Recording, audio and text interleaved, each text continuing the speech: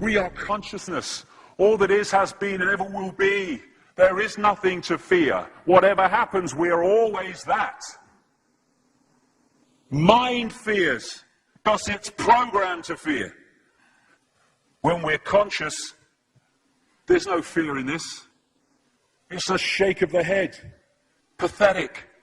Pathetic. Pathetic.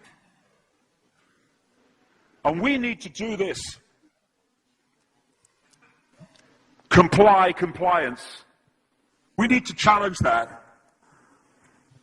Not with violence, not even with aggression.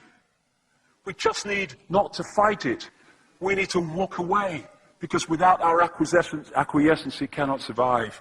You know, when you look at a pyramid, we've been manipulated to believe the power in a pyramid is at the top. It ain't. The top of the pyramid is there because the rest of the pyramid's holding it up. We're holding this whole thing together. We, the powerless people, are holding the powerful people up there, and they know that. They're terrified of us realizing that. Do you remember that movie, animated movie, A Bug's Life? A Bug's Life with the grasshoppers? And what happened was, there was these ants, an ant island as they called it, and these grasshoppers used to come every year and take all the food, and the ants had to spend a whole year gathering the food together for the grasshoppers because they were terrified of the grasshoppers.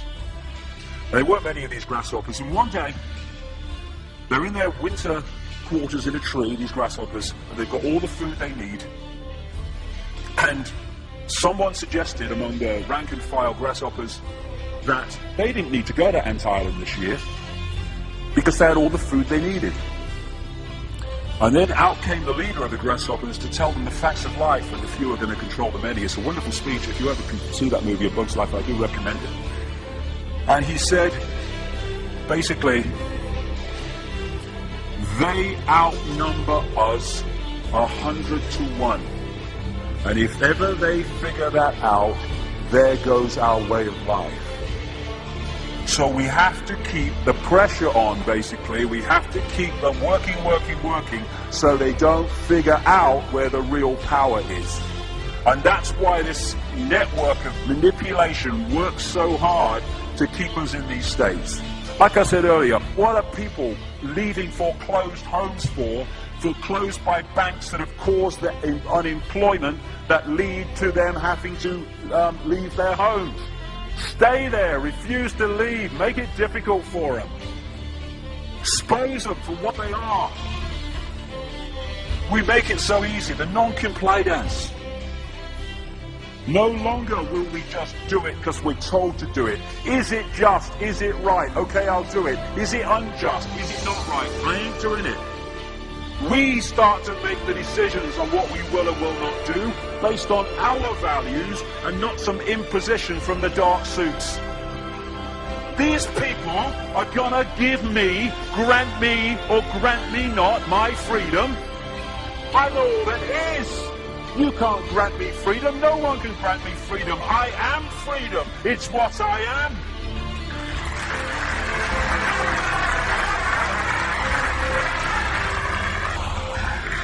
The big question, what would consciousness do? What would consciousness do in this situation? And when we ask that question, it really just changed the way we see the world. Not what would I do, mine, frightened. What would consciousness do? You know, this is a great line. If it's not right, don't do it. If it's not true, don't say it. And what would transform this world overnight is if we started doing what we knew to be right in the situations we face, instead of what we think is right for us in the moment. Not what are the consequences for me, or what's the best thing for me, how do I get the best deal out of this? What is right? What is just in this situation? If we started making decisions based on that, the world would transform overnight. These are very simple things. If we want a world of peace, then we need to be peaceful. We don't need to fight for it. We just need to be peaceful, and we'll bring that about. If we want a world of kindness, we need to be kind, and then it will naturally unfold. We don't fight for kindness. As Martin Luther King said, it's a wonderful saying, piece of oratory. Cowardice asks the question, is it safe? Expediency asks the question, is it politic? Vanity asks the question, is it popular? But consciousness asks the question, is it right? And there comes a time when one must take a position that is neither safe, nor politic, nor popular, but one must take it because it is right. And when enough of us do that, what is right will manifest by definition. And we're in this position now where this vibrational change, this energetic change is taking place, where we can start cracking these eggshells, where we can start becoming the full magnitude of who we are, where we can be consciousness in the now, using mind to experience this reality instead of being governed by it, turning the key to let consciousness in. We're being offered this opportunity now. No longer can we say we didn't realize who we are, we didn't know we could do that. I was kind of waking up one day, and I saw this earth imprisoned, and I saw this big lock and a key going in and being turned. I went on the internet just very shortly afterwards. I was looking for a picture, not this one, and that's what I saw. The picture I'd just seen in my half kind of sleep. And that's what we're being offered the chance to do now, to turn the master key, or becoming conscious, that will bring an end to this. It's being given to us, we just need to take it. And to take it, we need to say enough.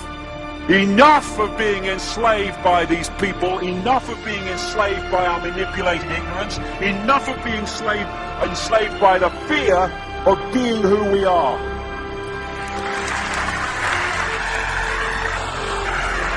Enough! It is time to fly. It is time to fly. Thank you very much.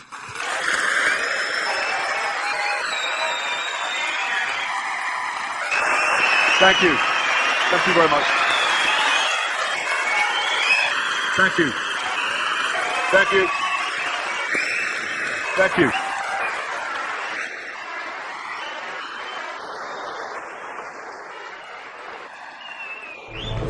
Enemy is approaching fast. Requesting orders. General, what should we do? There's no response from command.